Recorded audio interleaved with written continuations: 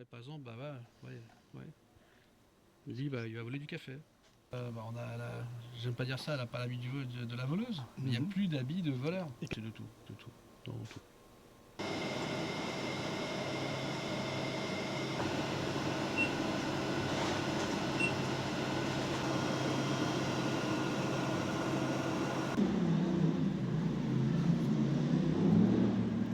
Avant, on ne les voyait pas tout le temps, parce que quand on a la tête dans le guidon, comme on dit, on ne voit pas ce qui se passe tout le temps.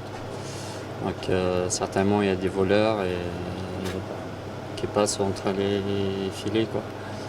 Mais là, on est quand même beaucoup aidé, parce qu'à chaque fois, il faut contrôler aussi. On reçoit des alertes, mais il faut les contrôler aussi. Donc ça nous facilite un peu les choses.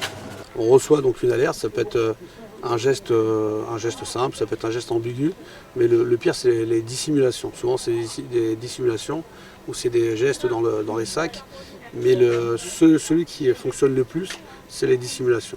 Et quand il y a une dissimulation, là, tout le monde qui est aux aguets, tout le monde sur les caméras, et puis au lieu qu'on attende que la personne elle ait terminé de voler, on va le voir, on lui dit bon, repose ce que tu as pris gentiment, proprement. Mais c'est vachement utile, on en reçoit énormément. Hein. Aujourd'hui, tout le monde a des problèmes d'argent. La vie est difficile pour tout le monde.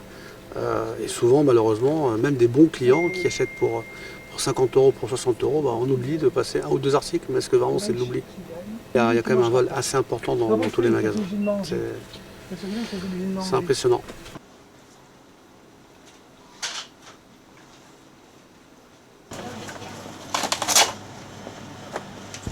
Je préfère être au courant quand même. Je trouve que c'est normal que le magasin informe que non seulement on peut être filmé, mais surveillé par une IA. Après on accepte, hein, effectivement. C'est une sécurité effectivement pour le propriétaire, j'imagine. Hein. Et si c'est limité, l'usage est limité, c'est pas diffusé, etc., c'est comme une caméra après tout. Donc ça ne me gêne pas. Mais le problème c'est que souvent il y a des dérives et on légifère après. On envisage, enfin ceux qui mettent ça en place n'envisagent pas suffisamment à l'avance tout ce qu'il peut y avoir, les dérives, les inconvénients, le contrôle sur la liberté. Mais c'est pour ça que je suis de toute façon contre globalement contre l'IA.